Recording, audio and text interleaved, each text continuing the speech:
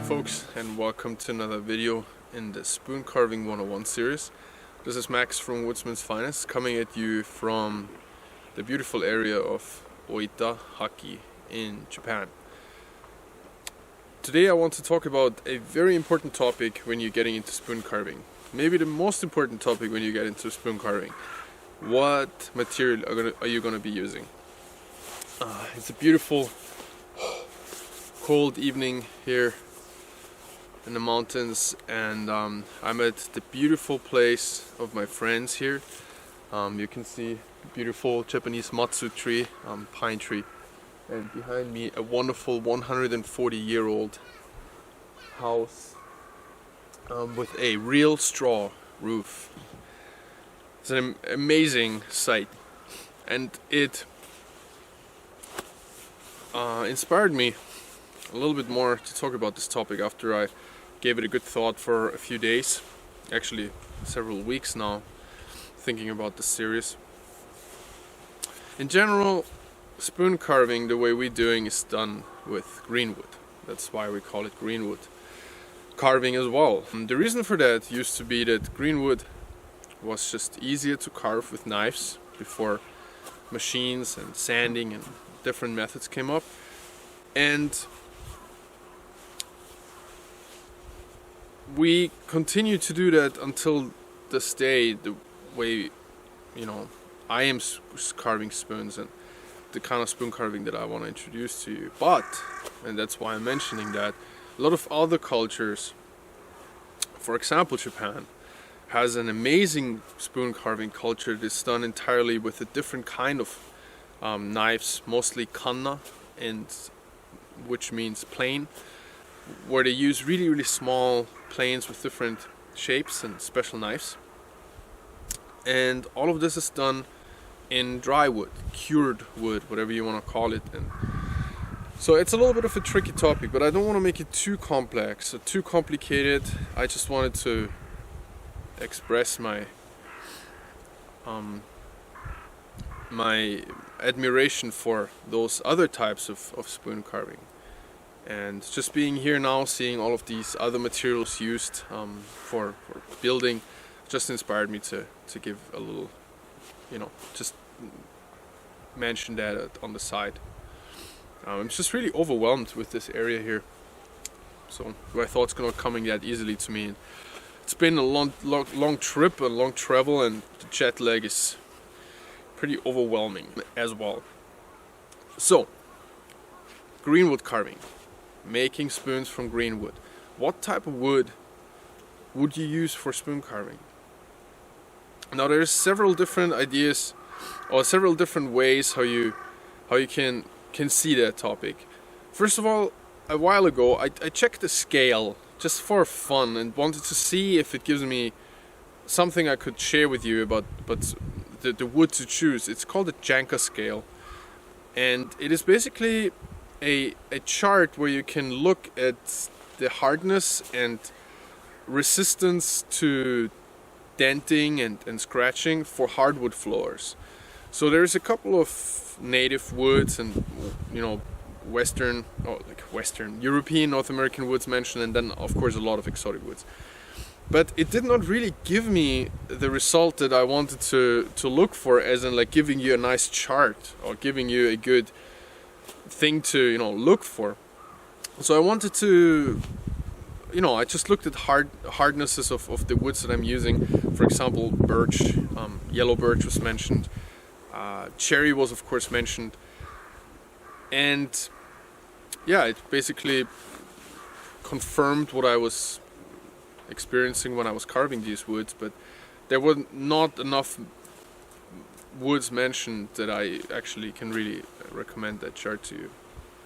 What I want to get at is that the way I choose my woods for carving is a different type of specification, which is more after diffused porous and ring porous woods. Ring porous means that there is a set of early wood every year in spring when the wood is trying to transport all the sap and all the sugar and nutrients up into the shoots and into the fresh buds and the leaves and everything. And those really wide, thick channels for that happening are very much arranged in a ring. So it produces a very distinct early wood and then a very distinct late wood, which makes it really, yeah, you could nearly say it produces a very leaky spoon and a very leaky bowl or something like that. Another problem is, for me personally, that the carving experience is not as homogeneous. You can really feel, during the cuts, you can feel the differences between early and late wood, like going through the growth rings. I don't enjoy it as much personally. So a very typical example for this kind of ring porous wood is ash or oak, walnut as well, if I'm not totally mistaken. Butternut, for example, very nice spoon carving wood. So walnut and butternut would be something that I would recommend for spoon carving. Especially butternut is really nice spoon carving wood, especially when you start. American walnut is very nice as well. European walnut is extremely hard. I would not recommend that. Ash, oak makes other great things. Oak is a typical wood in Japan for wooden weapons used in training, and as well for Japanese tool handles. Oak is traditionally the way to go. Donguri, for example, is a type of Japanese oak. And then of course shirogashi and akagashi, white oak and red oak. In Europe, ash is the way to go for axe handles, tool handles, paddles. Best paddle wood, ash. I don't recommend it for spoons though, me personally. So that is the ring porous wood. Diffused porous, and I tried to put a chart here.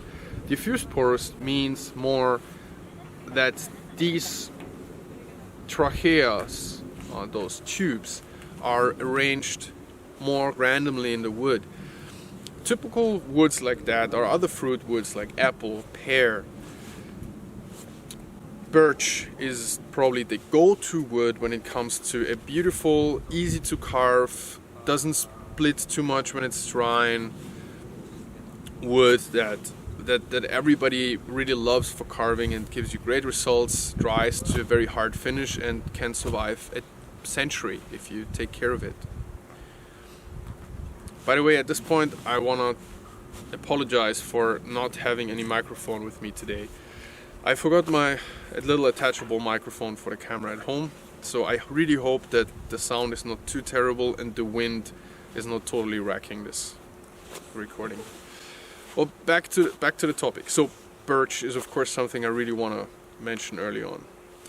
Yellow birch is very tough, but European silver birch, North American paper birch, beautiful wood to carve. In general, the birch tree is maybe the equivalent to bamboo in Asia here, where you can do so many things with birch. It's incredible. Then of course cherry, very, very popular wood with very diffused, homogeneous feel when you carve it, depending on the cherry a little bit. And then of course there's differences between slow growth and quick growing trees where the growth rings are more like tighter or spaced out, and people have different preferences, and these woods as well, the same kind of wood can behave differently when it's quick growing or slow growing, but that is going very far for this kind of introduction. So diffused porous in general is my recommendation, but not everybody is living in a temperate area where several woods are very, very common. So I have friends, for example, in the desert who love carving mesquite. It's a very hard wood, and I cannot give you any experience for, like, how it carves anything, but I know if you're living in a different area, try to find a wood in your area that works for you. For example, for a more arid area, I know that mesquite is used. Here in Japan, I've carved several spoons from magnolia wood and a type of holly.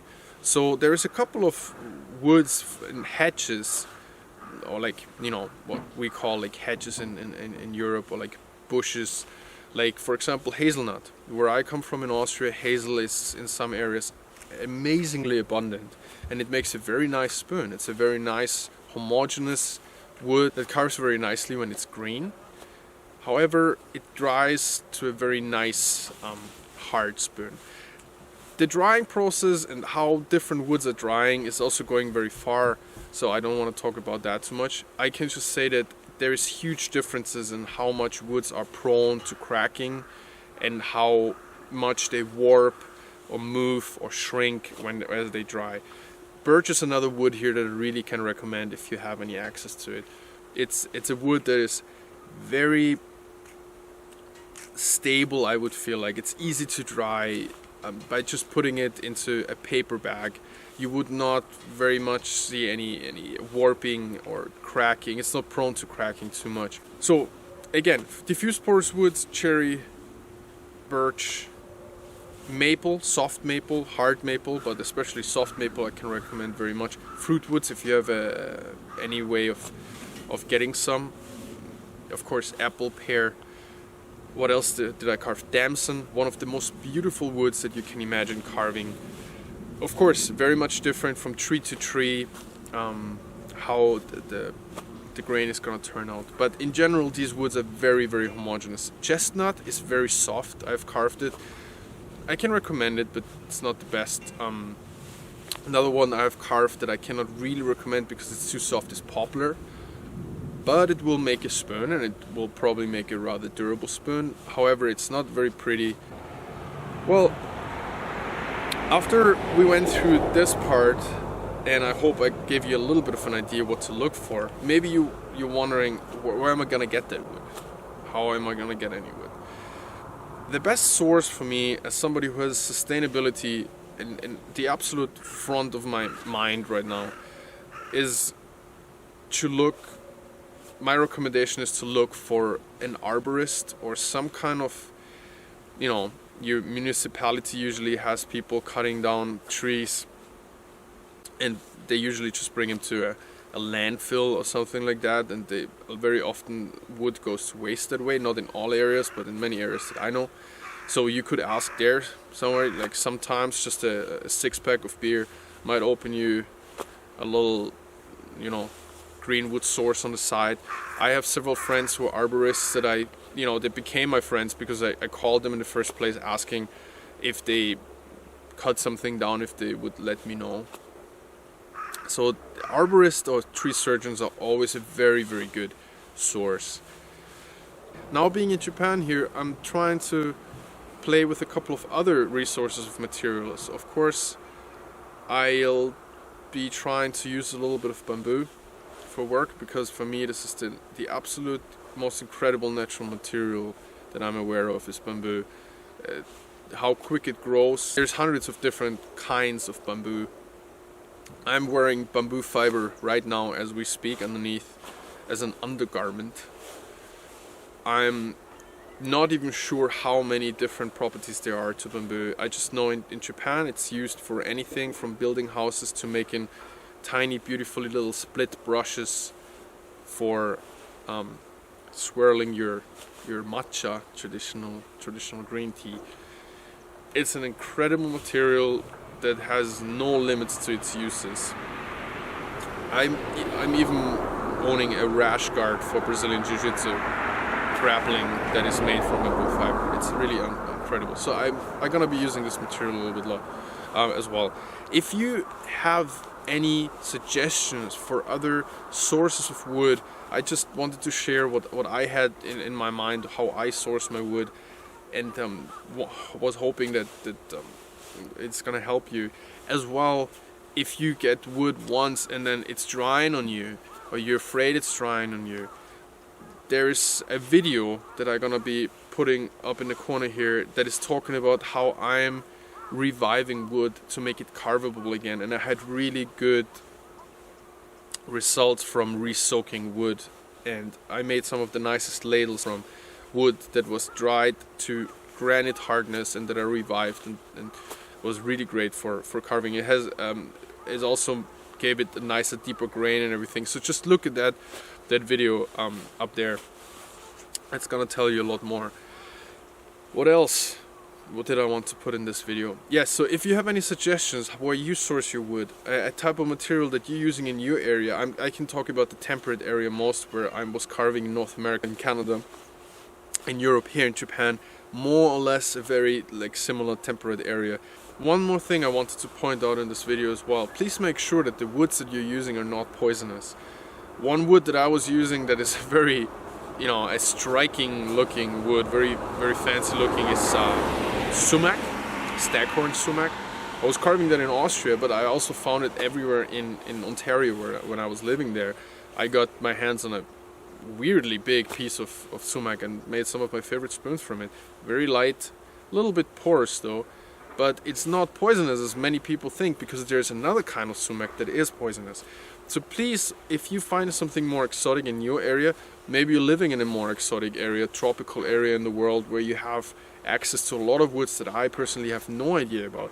So just please check if the wood that you're using is poisonous in any way.